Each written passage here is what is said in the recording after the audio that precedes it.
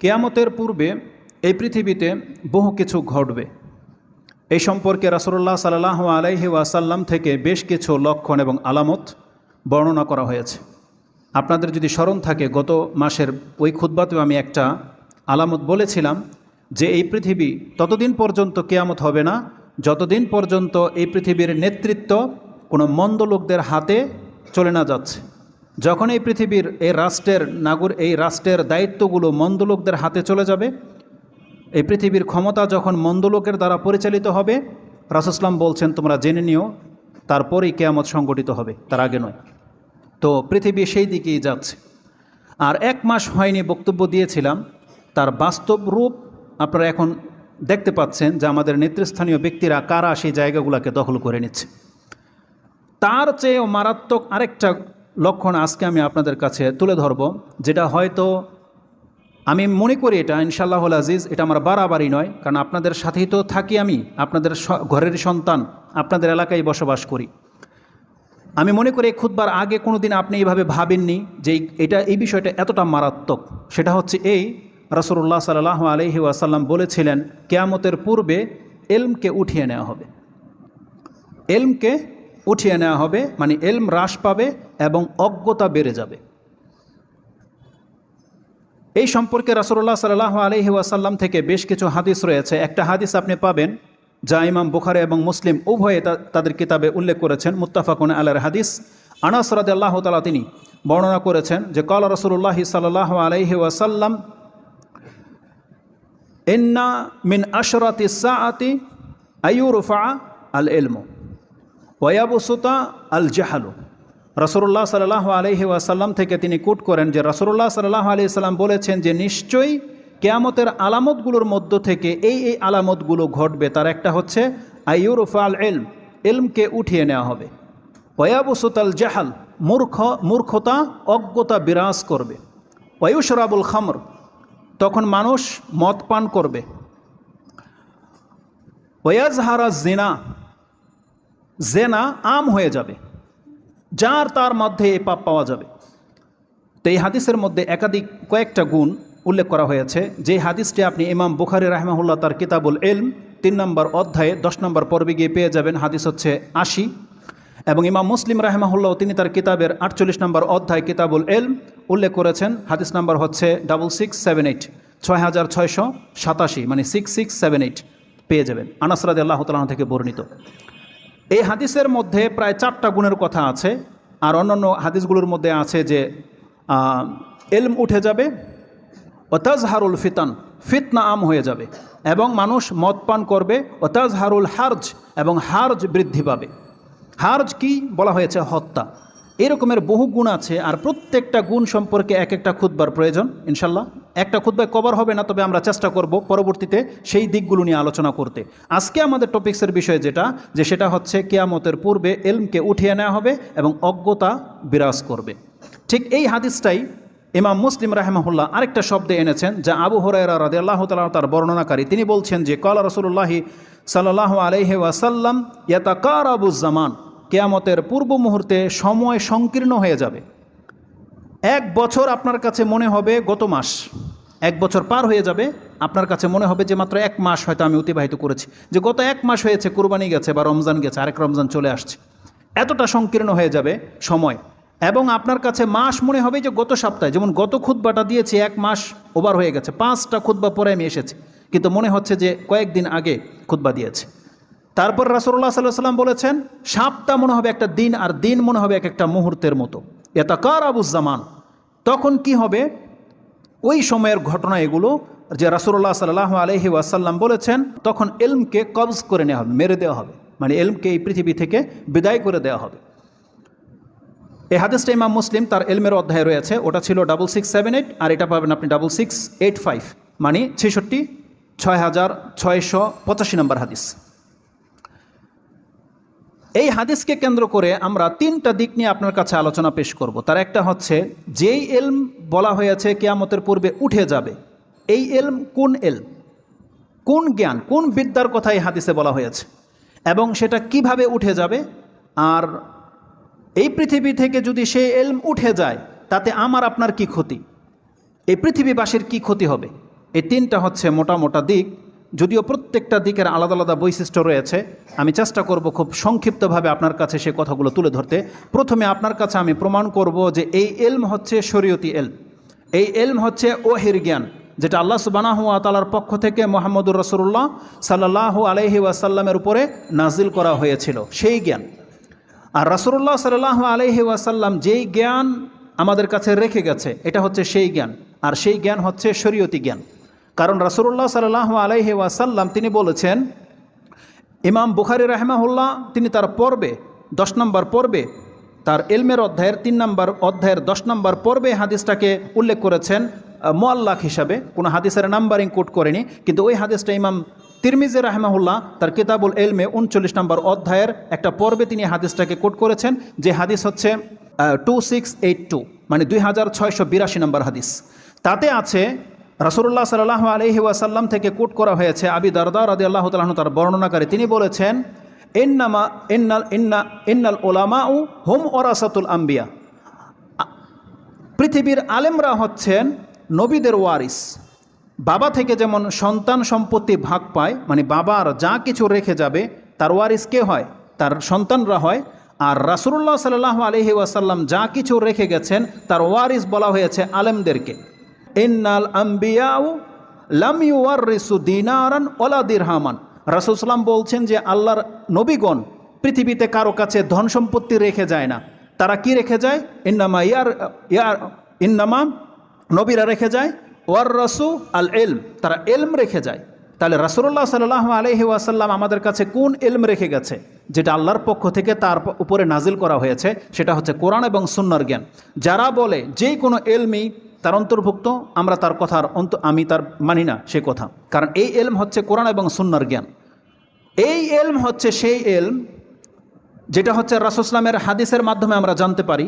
এই পক্ষে আমি একজন বড় ব্যক্তির আপনার কাছে দলিল কোট করি, যেই কথাটা ইমাম বুখারী রাহিমাহুল্লাহ তিনি তার কিতাবে উল্লেখ করেছেন, আর তিনি হচ্ছেন ওমর বিন আব্দুল আজিজ। ওমর ইবনে আব্দুল আজিজ তিনি আবু বকর বিন হাজম রাহিমাহুল্লাহকে একটা চিঠি লিখেছিলেন, এই মর্মে তিনি তার পরিস্থিতি প্রেক্ষাপটে দেখতে পেয়েছেন যেই জিনিসটি, সেটা তিনি লিখেছিলেন। তিনি বলেছিলেন, আবু বকর বিন হাজমকে লিখেছেন, উনজুর মা কানা মিন হাদিসি রাসূলুল্লাহ সাল্লাল্লাহু আলাইহি ওয়াসাল্লাম ফাকতুবু, তুমি খুঁজো তোমার শহরে কোথায় রাসূল সাল্লামের হাদিস পাওয়া যায়। উনজুর মা কানা মিন হাদিসি রাসূলুল্লাহ সাল্লাল্লাহু আলাইহি ওয়াসাল্লাম, যখন তুমি কোনো রাসূল সাল্লামের হাদিস পেয়ে যাবে, ফাকতুবুহু, তা লিখে রাখো। কেন?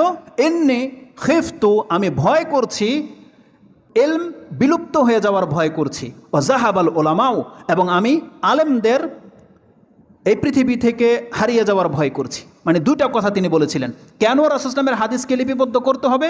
তিনি বলেছিলেন, লিখে রাখো, আমার ভয় হচ্ছে যদি রাসূল সাল্লামের এই হাদিসগুলোকে আজকে লিখে না রাখা হয়, তাহলে যে আলেমদের কাছে সেই হাদিসগুলো রয়ে গেছে তারা বিদায় হওয়ার সাথে সাথে রাসূল সাল্লামের সেই হাদিসও গায়েব হয়ে যাবে। তিনি যখন বলেছেন যে তুমি হাদিস লিখে রাখো, তিনি এই কথা বলেনি যে আমি হাদিস হারিয়ে যাওয়ার ভয় করছি। তিনি বলছেন, এমনি আমি ভয় পাচ্ছি কিসের? খিফতু দুরুসাল ইলম, ইলম বিলুপ্ত হয়ে যাওয়ার ভয় পাচ্ছি, ইলম গায়েব হয়ে যাবে, আমি সেই ভয় পাচ্ছি। তার মানে তিনি এই ইলমকে কোন ইলম বোঝাতে চেয়েছেন? সেটা হচ্ছে কোরআন এবং হাদিসের জ্ঞান। কোরআন যেহেতু ওসমান রাদিয়াল্লাহু তাআলার সময় লিপিবদ্ধ হয়ে গিয়েছিল, এখন বাকি ছিল রাসূল সাল্লাল্লাহু আলাইহি ওয়াসাল্লামের হাদিসগুলো, যা পরবর্তীতে ওলামারা তার কিতাবের মধ্যে লিপিবদ্ধ করে রেখে গেছে। যদি তারা এটা না করতো তাহলে আমাদের কাছে রাসূল সাল্লাল্লাহু আলাইহি ওয়াসাল্লামের এই কথাগুলো পৌঁছতো না। তো তিনি বলছেন তুমি লিখে রাখো, তো আমি ভয় পাচ্ছি যে এলম উঠে যাবে। এই এলম হচ্ছে কোরআন এবং হাদিসের জ্ঞান। এই এলমের মাধ্যমে আমাদেরকে 3টা জিনিস শিক্ষা দেওয়া হয়েছে। যেই এলম আল্লাহর পক্ষ থেকে নাজিল করা হয়েছে, এই এলম আমাদেরকে শিক্ষা দেওয়ার জন্য নাজিল হয়েছিল মাত্র 3টা জ্ঞান। সেটা হচ্ছে এই পৃথিবীর রব সম্পর্কে জ্ঞান, এই পৃথিবীর মালেক খালেক সম্পর্কে জ্ঞান দেওয়ার জন্য এই এলম নাজিল হয়েছিল। এই এলমের মাধ্যমে আমাদেরকে জানানো হয়েছে শরীয়ত সম্পর্কে, দিন সম্পর্কে জ্ঞান, এবং এই এলমের মাধ্যমে আমাদেরকে জানানো হয়েছে মুহাম্মদুর রাসূলুল্লাহ সাল্লাল্লাহু আলাইহি ওয়াসাল্লামের মর্যাদা সম্পর্কে জ্ঞান, যে তার সাথে আমরা কিভাবে আচার আচরণ করব। আর এর বাস্তব প্রমাণ হচ্ছে সেই হাদিস যেটা রাসূলুল্লাহ সাল্লাল্লাহু আলাইহি ওয়াসাল্লাম বলেছেন যে কবরে সর্বপ্রথম একটা ব্যক্তির কাছে এই 3টা বিষয় সম্পর্কে প্রশ্ন করা হবে। আর এই হাদিস আমরা প্রত্যেকে জানি যে কবরে আমাদেরকে জিজ্ঞাসা কি করা হবে? মান রব্বুক ওমা দীনুক ওমান নবিউকা, তোমার রবকে, তোমার দিন কি এবং তোমার নবীকে। এই সম্পর্কে প্রশ্ন করা হবে। প্রায় কিতাবে এই হাদিসগুলো রয়েছে, তবে আমি ইমাম তিরমিজি থেকে আপনাকে হাদিসটা কোট করি।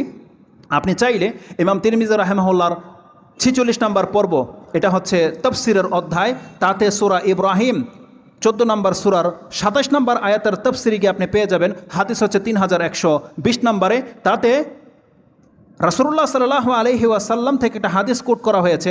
বারা ইবনে আযিব তিনি বলছেন, আন রাসূলিল্লাহি সাল্লাল্লাহু আলাইহি ওয়াসাল্লাম ফি কওলিহি তাআলা, আল্লাহ সুবহানাহু ওয়া তাআলার এই কথার প্রেক্ষিতে রাসূল সাল্লাল্লাহু বলেছিলেন, যেখানে আল্লাহ সুবহানাহু ওয়া তাআলা বলেছিলেন, ইউসাব্বিতুল্লাহুল্লাযিনা আমানু বিল কওলি সাবিতি ফিল হায়াতিদ দুনিয়া ওয়া ফিল আখিরা। আল্লাহ সুবহানাহু ওয়া তাআলা মুমিন বান্দাদেরকে এটা সুসংবাদ দিচ্ছে, যেভাবে আল্লাহ মুমিনদেরকে এই দুনিয়াতে ঈমানের উপরে টিকিয়ে রেখেছিলেন, মরার পরে কবরে আল্লাহ সুবহানাহু ওয়া তাআলা বলছেন, তাকে যখন তার দিন সম্পর্কে প্রশ্ন করা হবে, আমি আল্লাহর পক্ষ থেকে তার ঈমানকে হেফাজতের দায়িত্ব নিয়ে নিলাম। যার ফলে আজকে পৃথিবীতে এত বিপর্যয় থাকা সত্ত্বেও আপনার আমার মাঝে ঈমান টিকে আছে, কারণ এটা কার ক্ষমতায়? আল্লাহ সুবহানাহু ওয়া তাআলার ইচ্ছায়। আল্লাহ যদি চান তাহলে আমাদের কাছ থেকে শয়তান এইভাবে ঈমানকে ছিনিয়ে নেবে, যেমন বহু মানুষের কাছ থেকে ছিনিয়ে নিয়েছে। আল্লাহ বলছেন, ঈমানদারদের ঈমানকে যেভাবে আমি আল্লাহ দুনিয়াতেও সাবেত রেখেছি, আমি তাকে ওয়াল আখিরা পরকালেও তার জন্য আমি এই ঈমানকে সাবিত রাখবো। তিনি বলছেন এটা কখন ঘটবে? ফি কবরি। রাসূল সাল্লাল্লাহু বলছেন, ফি কবরি ইযা কিলা লাহু, যখন তাকে প্রশ্ন করা হবে মান রাব্বুক, তখন এই মুমিন বান্দাকে ধীরস্থিরতা আল্লাহর পক্ষ থেকে রাখা হবে। ফেরেশতারা তার পাশে উপস্থিত থাকবে। ফেরেশতারা এই কথাটাই বলেছিল, নাহনু আউলিয়াউকুম ফিল হায়াতিদ দুনিয়া ও ফিল আখিরা, আমরা তোমাদের সঙ্গী ছিলাম দুনিয়াতেও, তোমাদেরকে আমরা ভালো পরামর্শ দিয়েছি, ভালো কথার উদ্রেক করে দিয়েছি, আজকে আমরা তোমাদের সাথে আছি, তুমি ভয় পেও না, তুমি তোমার জবাব দাও। এটা আল্লাহর পক্ষ থেকে করে দেওয়া হবে। এই হাদিসটা ইমাম তিরমিজি রাহিমাহুল্লাহ 3120 নম্বরে উল্লেখ করেছেন। তার মানে আমি আপনার কাছে বোঝাতে চাচ্ছি যে এই ইলম হচ্ছে শরীয়তি জ্ঞান, যেই ইলম আল্লাহর পক্ষ থেকে নাজিল করা হয়েছে, তার মাধ্যমে আপনি জানতে পারছেন আপনার রব সম্পর্কে, আপনার দিন সম্পর্কে, আপনার নবী সম্পর্কে। এবার আপনি ভাবুন, এখন আমাকে আপনার কাছে ইলমের মর্যাদা নিয়ে কথা বলা উচিত ছিল, যেহেতু সময় আমাদেরকে সাথ দেবে না, তাই এই জন্য আমি আপনাকে বলে দিই, একটা কথা না বললেই নয়, সেটা আপনার ব্রেনে রেখে দেন। যেই ইলম আল্লাহর পক্ষ থেকে নাজিল করা হয়েছে, এর মাধ্যমে আপনার বেনিফিটটা কি হচ্ছিল? আপনি আপনার রব সম্পর্কে জানতে পারছিলেন, যেই তথ্য পৃথিবীর কেউ আপনাকে দিতে পারবে না। কোনো সায়েন্স বিজ্ঞান বা এমন কোনো টেকনোলজি নাই যার মাধ্যমে সে আল্লাহ সুবহানাহু ওয়া তাআলার তথ্য হাসিল করতে পারে, যার মাধ্যমে সঠিক তথ্য সে হাসিল করতে পারবে, এমন কোনো বিদ্যা আল্লাহ সুবহানাহু ওয়া তাআলা, এমন কোনো পন্থা আল্লাহ রাখেনি। কেবলমাত্র এটা আল্লাহর দায়িত্বে ছিল। এই জন্য আল্লাহর পক্ষ থেকে আমাদেরকে জানানো হয়েছে যে কুল ফাআলাম আন্নাহু লা ইলাহা ইল্লাল্লাহ, তোমরা জেনে নাও, ইলম অর্জন করো যে তোমাদের প্রতিপালক হচ্ছেন একজন, এক আল্লাহ রয়েছেন, সেই জ্ঞান আমাদেরকে নাজিল করা হয়েছে। এবং কিভাবে তাওহীদের উপরে টিকে থাকা যায়, এই জ্ঞানের মধ্যে সেই জিনিসটা রয়েছিল। তার মানে কি? এখন আমাদেরকে সংবাদ দেওয়া হয়েছে, একটা সময় আসবে পৃথিবীতে এই জ্ঞান থাকবে না। তখন কি রেজাল্ট হবে?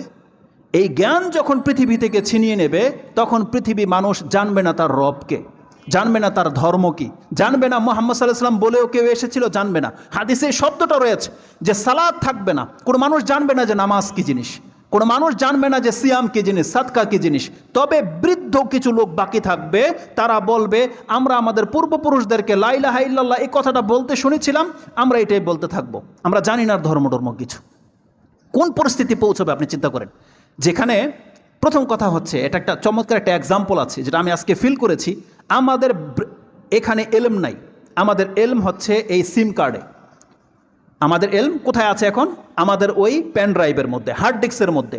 আপনি একবার ফিল করেন পৃথিবীর টেকনোলজি যেদিকে যাচ্ছে, এই হার্ড কপিগুলো যেদিন ছাপানো বন্ধ হয়ে যাবে, কোনো ধরেন কিতাব নাই কারো কাছে, কারো ঘরে কিতাব নাই, কেন? কোথায় আছে? সব আপনার হার্ড ডিস্কে।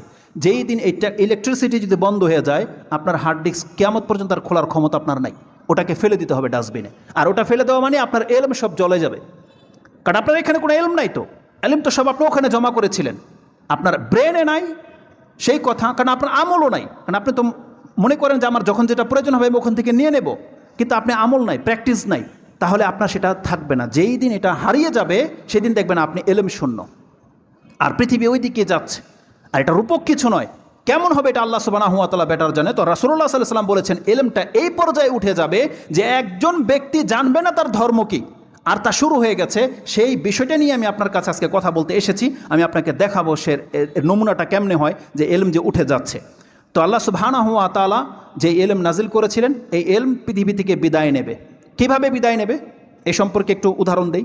সুবহানাল্লাহ, আল্লাহ সুবহানাহু ওয়া তাআলা কীভাবে এলমটাকে উঠিয়ে নেবে, ইমাম বুখারী রাহিমাহুল্লাহ তিনি তার কিতাবুল ইলমের মধ্যে 34 নম্বর পর্বে উল্লেখ করেছেন কাইফা ইউকবাদুল ইলম।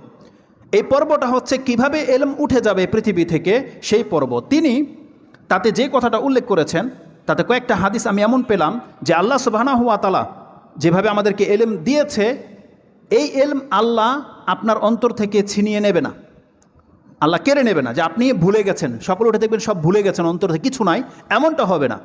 কারণ আল্লাহ সুবহানাহু ওয়া তাআলা যখন আপনাকে এলম দিয়েছে, এই পৃথিবীতে যার অন্তরে এলম আছে আল্লাহ তার অন্তর থেকে ছিনিয়ে নেবে না, বরং আল্লাহ ওই ব্যক্তিকেই উঠিয়ে নেবে। যখন ওই ব্যক্তিকে যদি উঠিয়ে নেয়, যেমন আপনার ঘরে যে কম্পিউটারের মধ্যে আপনার সব ফাইল জমা আছে, ওই ফাইল গায়েব হয়নি, বরং কম্পিউটারই গায়েব। বোঝেন কথা? শুধু ফাইল নয়, ওই কম্পিউটারই গায়েব। তার মানে আপনার সব নাই। ঠিক এই পৃথিবী থেকে যারা আল্লাহ সুবহানাহু ওয়া তাআলার এলম অর্জন করেছে, এই আলেমরা যখন মরে যাবে তার সাথে তার এলমও বিদায় নেবে, কিছুই বাকি থাকবে না। ব্যাপারটা এমন ঘটবে। এই জন্য তিনি দুইটা পন্থা, তার হাদিস থেকে আমি দুইটা পন্থা পাচ্ছি। খুব চমৎকার একটা বিষয়। আমরা জানি যে শুধু আলেমদের মৃত্যুর মাধ্যমে এলম উঠে যাবে, কিন্তু তার চাইতেও মারাত্মক হচ্ছে আমাদের চরিত্র। রাসূলুল্লাহ সাল্লাল্লাহু আলাইহি ওয়াসাল্লামের একটা হাদিস আমি আপনার কাছে কোট করব।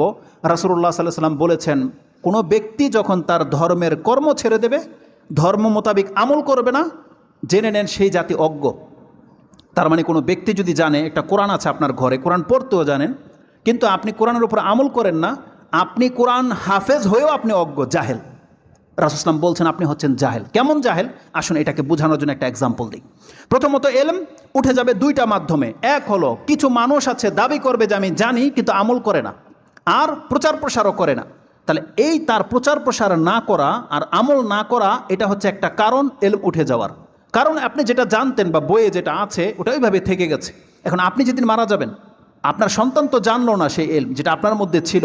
আপনি যদি তাকে শেখাতেন তার মধ্যে রয়ে যেত, কিন্তু যখন আপনি শিখাননি তাকে, আপনার সাথে আপনার এলম গায়েব হয়ে যাবে। দ্বিতীয়ত হচ্ছে কোরআনে যে কথাগুলো লেখা আছে এটা হচ্ছে এলম। একটা ব্যক্তি জানে যে আমাকে বিসমিল্লাহ বলে খেতে হবে, একটা ব্যক্তি খেলো না বিসমিল্লাহ বলে, সে ডান হাতে খাচ্ছে না বাম হাতে খাচ্ছে, আপনি কি বলবেন? দুইটা রিজন হতে পারে, হয় এই ব্যক্তি জানে না, আর না হয় মানে না। হয় না দুইটার একটা?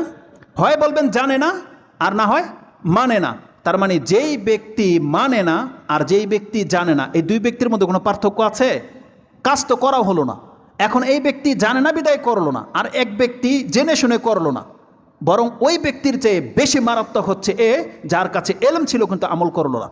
আর এদেরকে আল্লাহর রাসূল সাল্লাল্লাহু আলাইহি ওয়াসাল্লাম এদেরকে ইহুদিদের সাথে তুলনা করেছে।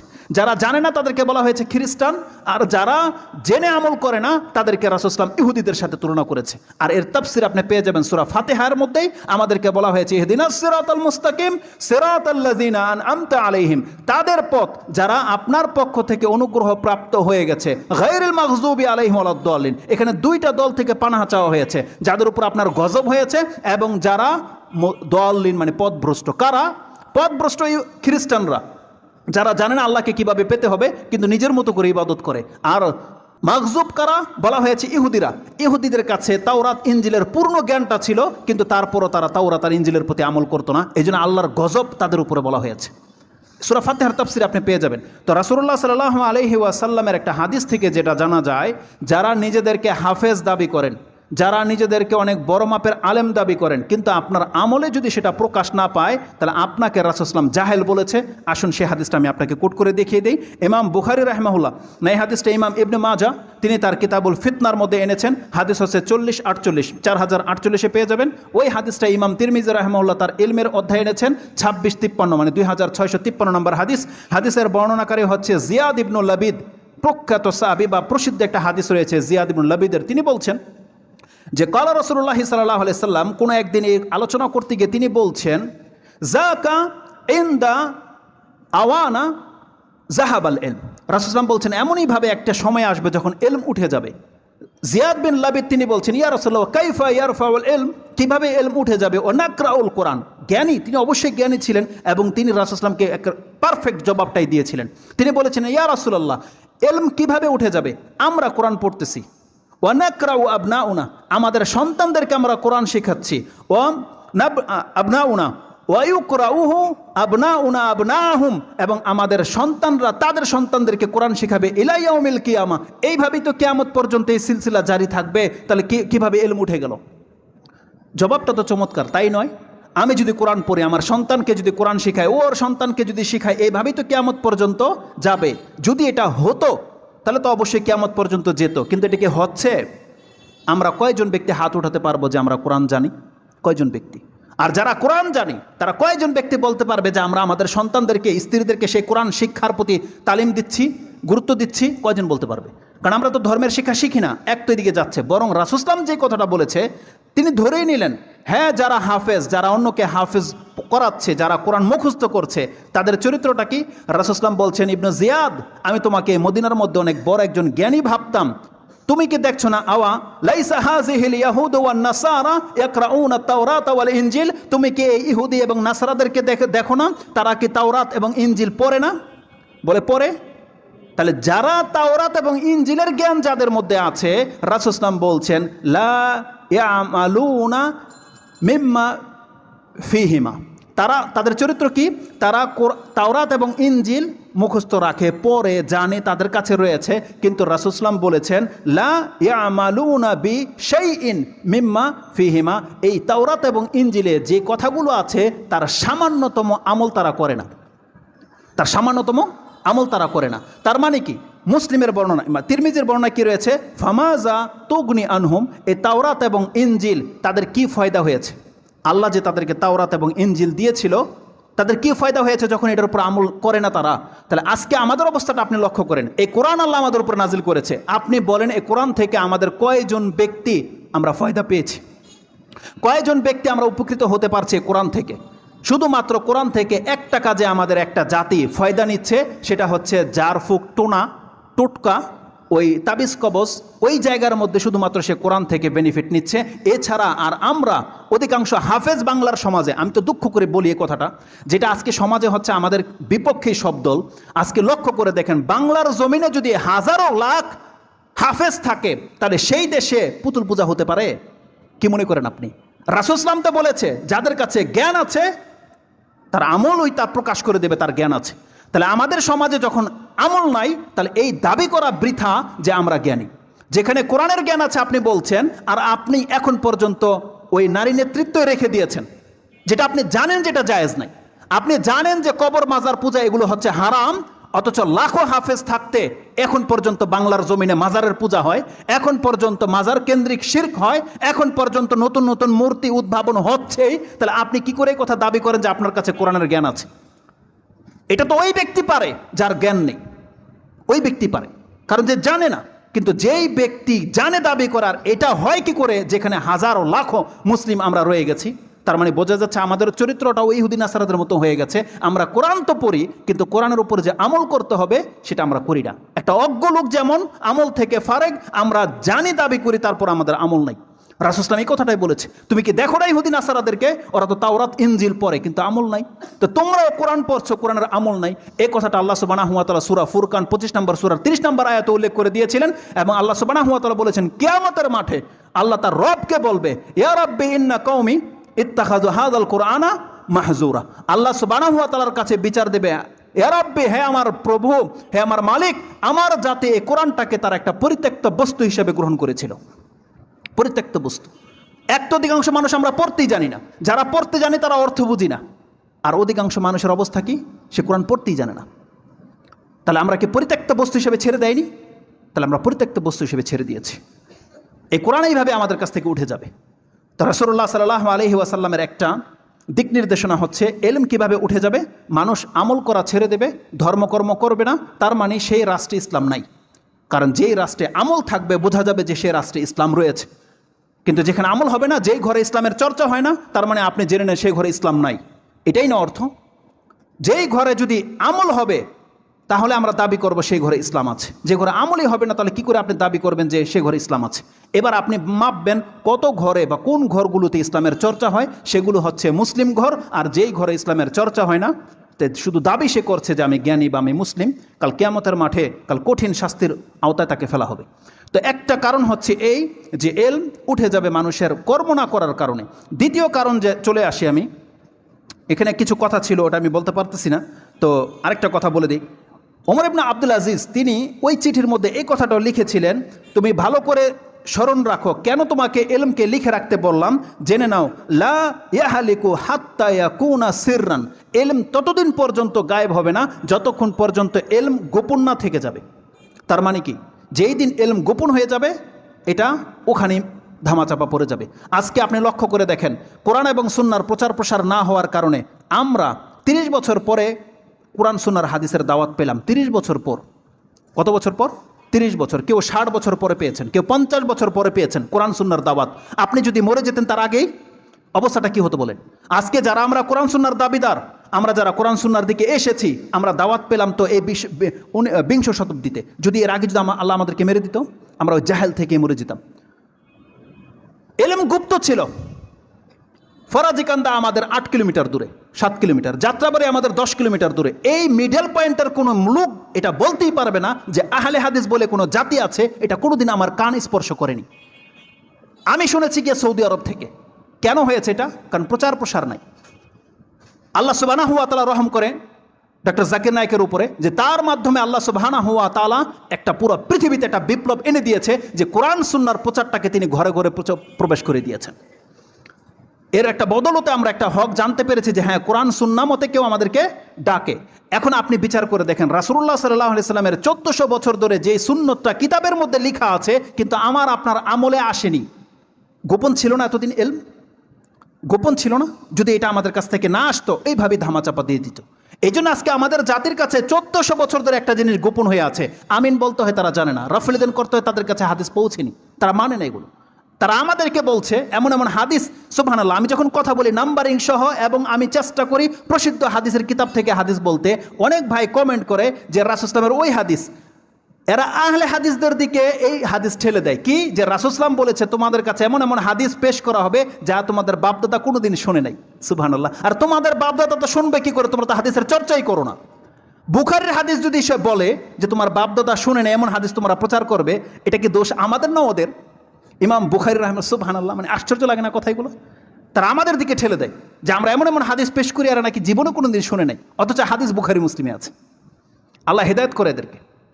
তো রাসূলুল্লাহ সাল্লাল্লাহু আলাইহি ওয়াসাল্লাম বলেছেন, বা ওমর ইবনে আব্দুল আজিজ তার পক্ষ থেকে বলা হয়েছে, এলম যদি গোপন করা হয় তখন এলম উঠে যাবে। দ্বিতীয় কারণটা কি? এলম কিভাবে উঠে যাবে? এবার আসুন ওই দ্বিতীয় কারণ, যেই আলেমরা এলম নিয়ে বসে আছে, দার্স নাই, চর্চা নাই, কোনো রকমের বৈঠক নাই, কোনো রকমের মাদ্রাসার শুধুমাত্র যারা পড়ে তারাই শুধু জানছে, মসজিদ ভিত্তিক কোনো তালিমের কোনো ব্যবস্থা নাই। সৌদি আরবে তো এখন ইসলামিক সেন্টারগুলোতে আপনার সপ্তাহে প্রায় 2-3টা ক্লাস হয়। বাংলার জমিনে শুধু এই জুমার খুতবা ছাড়া আর কি হয়? তাহলে এলেম গায়েব হবে না কি হবে? আজকে আমাদের সমাজে যে আলেমগুলো আছে, কোরআন এবং সুন্নাহর আলেম যদি আপনি হাতে গোনেন, আমি মনে করি 100টা আপনি পুরা করতে পারবেন না। বাংলা ভাষীর আলেমদের মধ্যে আপনি যদি হাতে গোনেন যে কোরআন সুন্নাহর আলেম কারা, আপনি গনে 100টা পুরা করতে পারবেন না। আর যদি নেটে সার্চ করেন যারা বক্তব্য রাখার মতো যোগ্যতা রাখে, আপনি 30 পর্যন্ত পুরা করতে পারবেন না। এত কমে গেছে কোরআন সুন্নাহর আলেমদের। তাহলে এই কয়টা লোককে যদি আল্লাহ মেরে দেয়, পুরো জাতি জাহেল হয়ে থেকে যাবে, ওই যা তা থেকে যাবে। কারণ কোরআন এবং সুন্নাহর প্রচার করে মাত্র এই কয়টা লোক, আর তাদের কাছ থেকে যদি আপনারা এখন এলমগুলো নিজেদের কাছে গ্রহণ না করেন, তারা যদি ছাত্র না বাড়াতে পারে, তাদের ইন্তেকালের সাথে সাথে কিন্তু এই হাদিসগুলো মিটে যাবে, তাদের সাথে সাথে এই হাদিস, এই এলম কিন্তু উঠে যাবে। এই জন্য রাসূল সাল্লাল্লাহু বলেছেন যে এলম উঠে যাবে কিভাবে? আলেমদের মৃত্যুর মাধ্যমে। এই হাদিসটা ইমাম বুখারী এবং মুসলিম উভয় তারা কিতাবে উল্লেখ করেছেন। হাদিস আব্দুল ইবনে আমর ইবনে আস তিনি বলছেন, ইন্নাল্লাহা লা ইয়াকবিদুল ইলমা ইনতিজাআন ইয়ানতাজিউহু মিনাল ইবাদ, আল্লাহ তার কোনো বান্দার অন্তর থেকে বা বান্দার থেকে এলমকে ছিনিয়ে নেবে না। ওয়ালাকিন ইন্নাল্লাহা ইয়াকবিদুল ইলমা বিকবদিল উলামাই, বরং আল্লাহ সুবহানাহু ওয়া তাআলা ওই আলেমকে মৃত্যু দিয়ে তার মধ্যে সিনাতে যত এলম ছিল আল্লাহ সব উঠিয়ে নেবে। এই জন্য আলেমদের কী করা উচিত? সে যা জানে তা লিপিবদ্ধ করে রাখা উচিত, তাকে রেকর্ড করিয়ে রেখে দেওয়া উচিত, তাকে ছাত্রকে শিক্ষা দিয়ে রেডি করে যাওয়া উচিত, যেমনটা আমাদের সালাফরা করেছিল, যার ফলে তাদের ছাত্রদের থেকে আজকে শিখে আমরা আপনাদের কাছে কিছু দিতে পেরেছি। আমাদের শিক্ষকরা যদি এখন হারিয়ে যায়, রেজাল্ট কি হবে? আমরা যে গুমরা হয়ে যাব। কারণ আমি তো আলেম নই, আমি তো আলেমের কথাটাকে কোট করে আপনার কাছে প্রচার করছি। যখন আমার ওই আলেম মরে যাবে, আমাদের সেই শিক্ষকগুলো মরে যাবে, তখন আপনারা আমাদের মতন ব্যক্তিদেরকে আলেম ভেবে বসে থাকবেন। তখন আমরা ফতোয়া কোত্থেকে দেব? নিজের পকেট থেকে। কারণ যাদের কাছ থেকে আমরা শিখতাম তারা তো নাই। তখন কোত্থেকে আপনাদেরকে ফতুয়া দেব? লজ্জা বাঁচানোর জন্য বা কিছু? তখন নিজের বিবেক প্রসূত ফতুয়া দেওয়া হবে, আর তখনই নিজেও গুমরাহ হবে, জাতীয় গুমরাহ হবে। এমনটা হচ্ছে, শুরু হয়ে গেছে অলরেডি। এই জন্য আমাদের আলেমরা থাকতে তাদের কদর করতে হবে, কেননা আল্লাহ সুবহানাহু ওয়া তাআলা তাদের ইন্তেকালের মাধ্যমেই কিন্তু এলমকে উঠিয়ে নেবে। আল্লাহ সুবহানাহু ওয়া তাআলা তার আগেই যেন আমাদেরকে এই ইলম সম্পর্কে যথেষ্ট সচেতন আল্লাহ আমাদেরকে করে দেয়। এই হাদিসটা ইমাম বুখারী রাহিমাহুল্লাহ তিনি তার 2টা অধ্যায়ে এনেছিলেন, ইলমের অধ্যায়ের 100 নম্বর হাদিস এবং কিতাবুল ইতিসাম বিল কিতাবি ও সুন্নাহ, কোরআন এবং সুন্নাহকে আঁকড়ে ধরতে হবে, সেই পর্ব তিনি হাদিসটা এনেছেন 7307 নম্বরে পেয়ে যাবেন। তাতে রয়েছে ওয়ালাকিন ইয়ান্তাজিউ মিনহুম মা কাবদিল উলামা বিইলমিহিম। আল্লাহ সুবহানাহু ওয়া তাআলা কোনো জাতিকে যখন গুমরাহ করবে বা অজ্ঞ করবে, কিভাবে? তাদের আলেমদেরকে এলেম সহ উঠিয়ে নেবে, এইভাবে গুমরাহ করে দেওয়া হবে। তারা এই 2টা হচ্ছে আপনার কারণ এলেম উঠে যাওয়ার। এখন বলেছিলাম শর্টলি আমি আপনাকে বুঝাবো যে এই এলেম যখন উঠে যাবে আপনার আমার কি ক্ষতি হবে। এটা হচ্ছে আজকের আলোচনার মূল টপিকস। আমার হাতে মাত্র 1 মিনিট সময়। আমি শুধু এটা আপনার ব্রেনে দিয়ে যাই, আপনারা বাসায় গিয়ে চিন্তা করবেন যে আল্লাহ সুবহানাহু ওয়া তাআলা যখন এলম দিয়েছিল তার পক্ষ থেকে এলম যখন উঠে যাবে তখন আপনার আমার কি ক্ষতি হবে। আমি একটা হাদিস শুধু আজকে আপনার কাছে কোট করব, যদিও আজকের এই বর্তমান পরিস্থিতির সাথে এই বিষয়ে লম্বাচড়া কথা বলার প্রয়োজন ছিল। যারা আজকে ভাস্কর্যের নামে মূর্তি বানায়, এটা তাদের হিতাহিত বুদ্ধির অভাবের কারণে হয়েছে। যারা আজকে আহলে হাদিস মসজিদ ভেঙে দেয়, এটা তাদের অজ্ঞতার ফলে হয়েছে। যারা আজকে বিপর্যয়ের সৃষ্টি বিভিন্ন রকমের ফতোয়া, বিভিন্ন রকমের আপনার থিওরি পেশ করছে, এটা প্রত্যেকটা তাদের অজ্ঞতার ফলে হয়েছে। একটা হাদিস আমি আপনার কাছে পেশ করলে আপনি পুরোপুরি বুঝতে পারবেন যে ব্যাপারটা কি হয়েছে। যেহেতু রাসূল সাল্লাল্লাহু আলাইহি ওয়াসাল্লাম বলেছেন আলেমদের উঠে যাওয়ার মাধ্যমে এলেম উঠে যাবে, আর যখন এলেম উঠে যাবে তখন কি হবে, ওই হাদিসগুলোতে এই কথাটা রয়েছে যে তখন মানুষ যার তার কাছে ফতোয়া জিজ্ঞেস করবে, একটা লম্বা দাড়িওয়ালা একটা জুব্বাওয়ালাকেই জিজ্ঞেস করবে ফতোয়া, তখন সেও বিনা এলমে ফতোয়া দেবে। আর কি হবে? ফাদাল্লু ওয়া আদাল্লু, সে নিজে গুমরাহ হবে, অন্যকে গুমরাহ করবে। এই কথাগুলো আছে।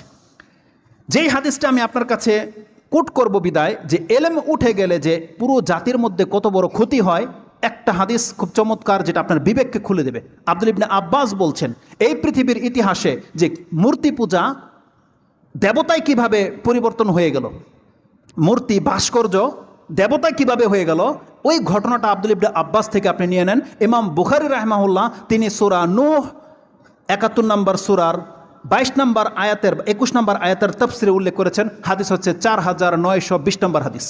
তাতে আব্দুল ইবনে আব্বাস বলছেন এই যে মক্কা যে পুতুলগুলো আপনারা দেখছেন, এই পুতুলগুলোই মূলত ছিল কওমে নূহের ওই পুতুলগুলো, যা পরবর্তীতে আরব দেশে এসেছে। তারা বাণিজ্য করতে করতে পৃথিবীর যেখানে যত বড় মানের বা দামি বা মর্যাদাকর পুতুল পেয়েছে, তারা গিয়েও এক একটা করে ধার করে করে এনে এই সম্মানিত জায়গায় কাবার ঘরের মধ্যে সেট আপ করেছে। এইভাবে 360টাতে পৌঁছেছে। তাদের মধ্যে 5টা ছিল শীর্ষ স্থানীয় পুতুল, যেই 5টা নূহ আলাইহিস সালামের জাতিতে ছিল, যে তারা বলেছিল লা তাযারুন্না আলিহাতাকুম ওয়ালা তাযারুন্না ওয়াদ্দা ওয়ালা সুআ ওয়ালা ইয়াগুসা ওয়া ইয়াউকা ওয়া নাসরা। এই 5টা ছিল তাদের দেবতার মাথা। কিভাবে এই 5টা পুতুল ভাস্কর্য হিসেবে বানানো হওয়া পুতুলগুলো দেবতা কিভাবে হয়ে গেল, এই হাদিসের মধ্যে আব্দুল ইবনে আব্বাস সেই দৃশ্যটাকে তুলে ধরেছে। তার মূল কারণ যেটা, ওটাকে আমি আপনার কাছে হাইলাইট করব যে কি রয়েছিল। যখন তারা মরে গেল ওই সৎলোকগুলো, ফাউহা শায়তানা ইলা কওমিহিম, ওই জাতির কাছে শয়তান এসে ওহী করেছে। কার ওহী? শয়তানের ওহী। আজকে আমাদের সমাজে মন্ত্রী পরিষদের মধ্যে যে সমস্ত লোকগুলো নাস্তিক টাইপের রয়ে গেছে এবং চিন্তা পরিষদের লোকগুলা, এগুলো হচ্ছে শয়তান, কিন্তু মানুষ এদেরকে মানুষ হিসেবে চিনে। তারা যে কথাগুলো থিওরি করে, আমি তো মাঝে মাঝে বলি, যেমন আপনি একটা রাষ্ট্রের প্রতিবাদ জানাবেন, ওই যে রাস্তাকে বন্ধ করে দিয়ে মোমবাতি জ্বালিয়ে গোল হয়ে বসে যে আপনি প্রতিবাদ জানালেন, আপনি খুঁজে পাবেন না এই লোকটা কে ছিল যে এই থিওরিটা ওকে শিক্ষা দিয়েছে। আপনি পাবেন না খুঁজে কিয়ামত পর্যন্ত। ওটাই ছিল শয়তান, যে প্রথম ওকে এই কাজের আবিষ্কার ঘটিয়েছে যে তুই এইভাবে প্রতিবাদ জানা। এটা ছিল ওই যে ওহিটা করেছে, এটা ছিল শয়তানের ওহি। যারা দেখবেন মহিলারা সামনের কাতারে থাকে, ল্যাম্প নিয়ে, মশাল নিয়ে আর ঝাড়ু নিয়ে, পেছনে তাদের পুরুষরা গাদাগাদি করে থাকে, তাদেরকে এইভাবে প্রতিবাদ কে জানিয়েছে, ওই মহিলাকে একটাকে জিজ্ঞেস করেন যে কে দিয়েছে তোমাদেরকে এই থিওরি। একজন ব্যক্তিও বলতে পারবে না যে কোন বুদ্ধিজীবী দিয়েছে। যেই বুদ্ধিজীবী ওদেরকে এটা ঢুকিয়ে দিয়েছিল সেটা ছিল শয়তান। কিন্তু শয়তান তো মানুষের কাছে থাকে না, গায়েব হয়ে যায়। তো যতগুলো থিওরি এদেরকে শিক্ষা দিচ্ছে, এটা প্রত্যেকটা হচ্ছে আউহা শয়তান, শয়তানের ওয়াহি। যারা বলছে যে মোল্লারা বুঝে না, এটা হচ্ছে ভাস্কর, যেটা মূর্তি নয়, মোল্লারা বুঝে না। বুঝেন? তাহলে এই ওহি হচ্ছে শয়তানের পক্ষ থেকে ওয়াহি। তাদেরকে এই হাদিসটাকে আমি স্মরণ করিয়ে দিতে চাই যে রাসূলুল্লাহ সাল্লাল্লাহু আলাইহি ওয়াসাল্লামের সাহাবা একরাম আমাদেরকে কীভাবে দিক নির্দেশনা দিয়েছে, যে পুতুল পূজা কিভাবে, ভাস্কর্য কিভাবে দেবতায় হয়ে যায়। এই হাদিসের মধ্যে তিনি বলছেন শয়তান তাদেরকে ওহী করলো তাদের কওমের কাছে এসে, যে কি করলো, শয়তান তাদেরকে বলেছে আনসিবু ইলা মাজালিসিহিম, তোমরা তাদেরকে কি করো, যেখানে তারা বসে ইবাদত করত সেই জায়গাগুলোতে তাদের মতো করে তাদের আকৃতি বানাও। আনসিবু ইলা মাজালিসিহিম আল্লাতি কানু ইয়াজলিসুনা আনসাবান, তারা যেখানে বসে ইবাদত করত, যেখানে তারা বসতো, যেই গদিতে, যেই চেয়ারে, যেই অফিসে তারা বসতো, সেখানে তাদের আকৃতির মতো করে আকৃতি এখানে বানিয়ে সেট আপ করে দাও। ওয়াসাম্মুহুম বিসাম্মিহিম, ওয়াসাম্মু বলা হয়েছে ওয়াসাম্মুহা বিআসমাইহিম, এবং যেই যেই ব্যক্তির নাম ছিল এই পুতুলকে ওই নাম তোমরা দাও। এটা হচ্ছে শেখ মুজিবুর রহমান, এটা হবে শহীদ জিয়া, এটা হবে শাহজালাল, এটা হবে শাহপরান, এটা হবে আব্দুল কাদের জিলানী। কিন্তু এরা আবার কি করেছে, ওই যখন দেখেছে যে আমরা যদি মূর্তি বানাই তাহলে তো ধরা খেয়ে যাব, আমাদেরকে মুশরিক বলবে, এই জন্য তারা মূর্তিটাকে শোয়ায়ে রেখেছে, দাঁড়ার করায়নি। যতগুলো মাজার আছে প্রত্যেকটা মাজারে কিন্তু একটা করে মূর্তি আছে, ওই ব্যক্তির মূর্তি, কিন্তু তারা এটা কি করে না, মূর্তির রূপ দেয় নাই। কিন্তু মূর্তিকে কেন্দ্র করে যা করা হয় তা করা হচ্ছে মাজার কেন্দ্রিক। বরং আমি আমার দৃষ্টিভঙ্গি থেকে যেটা বুঝতে পারি, রাসূল সাল্লাল্লাহু আলাইহি ওয়াসাল্লাম যে আলী রাদিয়াল্লাহু তাআলা আনহুকে যে কথাটা বলেছিল যে তুমি যাও, আমি তোমাকে পাঠালাম, একটা মূর্তিকেও, একটা ছবিকে তুমি রাখবে না, আর কি করবে না, কোনো উঁচা কবরকে তুমি ছাড়বে না, এই দুইটা আদেশ করা হয়নি। আজকে হুজুররা যেহেতু মাঠে নেমেছে মূর্তিকে ভাঙার জন্যে, এটা বাস্তব সত্য যে শেখ মুজিবুর রহমান রাহিমাহুল্লাহর মূর্তির কাছে তো বাঙালি জাতি গিয়ে চাইবে না, কিছু চাইবে, কিন্তু মাজারের কাছে গিয়ে চায় কিনা, তাহলে মূর্তির চেয়েও মারাত্মক ছিল প্রত্যেকটা মাজার যেখানে গিয়ে মানুষ মাথা ঢুকায়। তাহলে প্রথম যদি প্রতিবাদ করতে হতো তাহলে এই হুজুরদেরকে ওই হাদিসের ভিত্তিতে আগে মাজারের বিরুদ্ধে প্রতিবাদ করতে হতো, যেখানে আল্লাহ ছাড়া অন্যের কাছে চাওয়া হয়, যেখানে আল্লাহ ছাড়া অন্যের নামে সেজদা করা হয়। যদিও শেখ মুজিবুর রহমানের মূর্তিরকে কেন্দ্র করে কিয়ামতের আগে কি হতে পারে আমরা জানি না, হতে পারে তার কাছেও চাওয়া হবে, কিন্তু সেই সুযোগ, সেই সময়টা এখনও আসেনি। কিন্তু ওই শাহজালাল, শাহপরান, আব্দুল কাদের জিলানী, মাইজ ভান্ডারী, ওই গাউস কুতুব, যত নামের মূর্তিগুলো আছে তাদের কাছে চাওয়া হচ্ছে না। কিন্তু রাসূলুল্লাহ সাল্লাল্লাহু আলাইহি ওয়াসাল্লাম কি বলেছিল, তামাস্তাহা, তুমি একবারে মিটিয়ে দিবে, এটা ছিল আল্লাহর পক্ষ থেকে আদেশ। তো রাসূলুল্লাহ সাল্লাল্লাহু আলাইহি ওয়াসাল্লাম আব্দুল ইবনে আব্বাস বলছেন তোমরা সেই মূর্তিগুলোকে বানাও এবং যার যে নামটা ছিল সেই নাম দিয়ে তাদেরকে সেখানে রেখে দাও। তারা তাই করলো। ফালারুবাদ, আব্দুল ইবনে আব্বাস বলছে তারা শুধু এতটাই করেছিল, কোনোদিন তারা এই মূর্তির ইবাদত করেনি। কিন্তু ফালাম্মা হালাকা উলাইকা, ওই ব্যক্তিগুলো, ওই সমাজের নেতা টাইপের লোকেরা যারা জানতো ইতিহাস, তারা যখন মারা গেল, তারা জানতো যে লোকগুলো কারা, এরা যখন মারা গেল, এবং তিনি সব থেকে ইম্পর্টেন্ট কথা আজকের খুতবার যে উদ্দেশ্যে আমি এই বক্তব্যটা আজকে করেছি সেই জুমলাটা আপনি নিয়ে যান। আব্দুল ইবনে আব্বাস বলছেন ওয়াতা নাসাখাল ইলমু, এবং ওই লোকগুলো যখন মারা গেল আর এই মূর্তি সম্পর্কে জ্ঞান যখন বিলুপ্ত হয়ে গেল, সেই জাতি জানে না এই মূর্তিটা কিসের মূর্তি, জানে না। যখন জানে না তখন আব্দুল ইবনে আব্বাস বলছেন ও বিদাত, তখন থেকে তাদের ইবাদত করা শুরু হয়ে গেছে। যখন মানুষ জানে না এটাকে, আজকে আমরা জানি, প্রতিবাদ করতেছি এটা আমাদের একটা নেতার মূর্তি, শেখ মুজিবুর রহমান আমাদের নেতা, বাঙালি জাতির একটা নেতা ছিল, তার মূর্তিটা আমরা আপনারা জানি। কিন্তু এই মূর্তি যখন বিশাল আকারে 70 ফিট উঁচা করে বানানো হবে শান শৌকতের সাথে, যেটা ক্লিন করে রাখা হবে, আগরবাতি মোমবাতি জ্বলবে, আমাদের পরবর্তী জেনারেশন জানবে না এটা কে ছিল। হতে পারে ধর্মের নামে নতুন কোনো জাতি তার কাছ থেকে ফয়েজ নেবে। যেমন আমরা যতটা শুনেছি, আল্লাহ আলম তো দেখিনি, দেওবন্দের মাদ্রাসায় নাকি একটা ডালিম গাছ ছিল, আলেমরা নাকি তাদেরকে, ছাত্রদেরকে বলতো ওই ডালিম গাছের গিয়ে কিছুক্ষণ বসো, তোমরা ওহি প্রাপ্ত হইবা। বুঝেন, ওহি মানে তোমার বিবেক খুলে যাবে, তুমি বুঝতে পারবা, এমনটা নাকি ঘটে। আর এই তথ্যটা আমাদেরকে দিয়েছে শেখ মুখলিসুর রহমান বিন আরশাদ, কারণ তিনি দেওবন্দে পড়েছে, বুঝছেন, দেওবন্দের ছাত্র এটা আমাদেরকে দিয়েছে। তাহলে ব্যাপারটা এমনও হতে পারে যারা রাজনৈতিক দল, তারা যেমন ইলেকশনের আগে গিয়ে শাহজালাল, শাহপরানের মাজার থেকে গিয়ে শক্তি অর্জন করে আসতো, তখন আওয়ামী লীগের পরবর্তী জেনারেশনরা হয়তো তারা বলবে শেখ মুজিবুর রহমানের মূর্তির সামনে গিয়ে একটু দাঁড়াও, তোমাদেরকে ক্ষমতা দেওয়া হবে। বিচিত্র কিছু হবে, বিচিত্র কিছু, যার ফলে আলেমরা আজকে নিষেধ করতেছে এটা করবেন না। যদি মূর্তি বানাতে হয়, যদি ভাস্কর্য আপনাদের শখ থাকে যে আমরা ভাস্কর্য বানাবো, তাহলে সৌদি আরবের মতো বানান।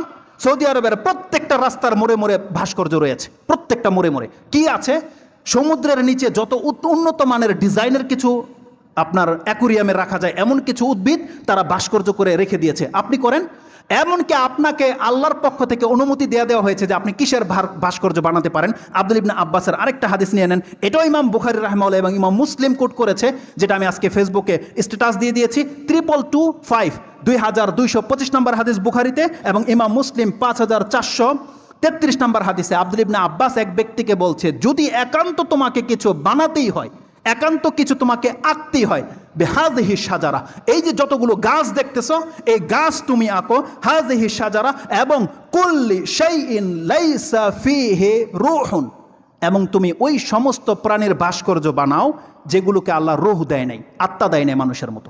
পাখি, ঘোড়া, গাধা, ভাগ, মানুষ, এগুলো বানানো যাবে না যেগুলোর প্রাণ দেয়নি আল্লাহ। গাছেরও প্রাণ আছে কিন্তু আমাদের মতো রূহ চলাফেরার মতো দেয়নি। অনুমতি দেওয়া হয়েছে আপনি পাহাড় বানান, আপনি শেখ মুজিবুর রহমান নামে এমন একটা ডিজাইনের একটা কোট বানান তার, যাকে দেখলে বুঝতে পারবে যে এটা শেখ মুজিবুর রহমানের কোট, বা তিনি যেভাবে আপনার কোনো একটা তার কিছু প্রিয় জিনিস যেটা দেখলে মনে হবে যেটা তিনি বানান, না করছে কেউ, করেন, আপনার জন্য অনুমতি আছে। তাহলে আব্দুল ইবনে আব্বাস বলছে যদি বানাতে হয় তাহলে তুমি এমন ভাস্কর্য বানাও যেইগুলোর মধ্যে আল্লাহ প্রাণ দেয়নি। এটা কি আমাদের কোনো জাতীয়তার শত্রুতা? বরং আমরা চাই আল্লাহ সুবহানাহু ওয়া তাআলা কিয়ামতের মাঠে আপনাকে মাফ করে দিক। কারণ এই হাদিসে যে কথাটা বলা আছে, কোনো ব্যক্তি যদি কোনো মূর্তি বানায়, কোনো ব্যক্তি যদি কোনো মানুষের ছবি আর্ট করে হুবহু, কাল কিয়ামতের মাঠে ওকে আল্লাহ ততক্ষণ পর্যন্ত শাস্তি দিতে থাকবে যতক্ষণ পর্যন্ত ও এটার মধ্যে রূহ ফুঁকে দিতে না পারবে। পৃথিবীর কোনো ক্ষমতাবান এমন কোনো ব্যক্তি আছে যে কোনো বস্তুর মধ্যে রূহ দিতে পারে? তার মানে বোঝাতে চাচ্ছে রাসূলুল্লাহ সাল্লাল্লাহু আলাইহি ওয়াসাল্লাম যে এই ব্যক্তি চিরকালের জাহান্নামী, চিরকালের জাহান্নামী। কারণ ও তো কোনোদিন আত্মা দিতে পারবে না, এই মূর্তিতে দিতে পারবে? আর যদি দিতে না পারে ততদিন পর্যন্ত ওর শাস্তি চলতেই থাকবে। তার মানে কি চিরজীবনের জন্য ওকে জাহান্নামী করে দেওয়া হয়েছে।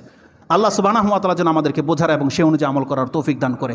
সর্বশেষ আয়াত যেটা আমি আপনাকে স্মরণ করে দিতে চাই, যেটা আমি প্রকাশ করেছি প্রথমে, সূরা নিসা 4 নম্বর সূরার 167, 68, 69, আপনি একবারে শেষ দিকে 1, 6, 7, 8 এই দুইটা আয়াত আপনি পড়ে দেন। আল্লাহ সুবহানাহু ওয়া তাআলা এত কিছু জানানোর পরেও আমাদেরকে এলান করে বলে দিয়েছে, ইন্নাল্লাযিনা কাফারু, যারা অস্বীকার করবে, ওয়া যালামু, এবং জুলুম করবে।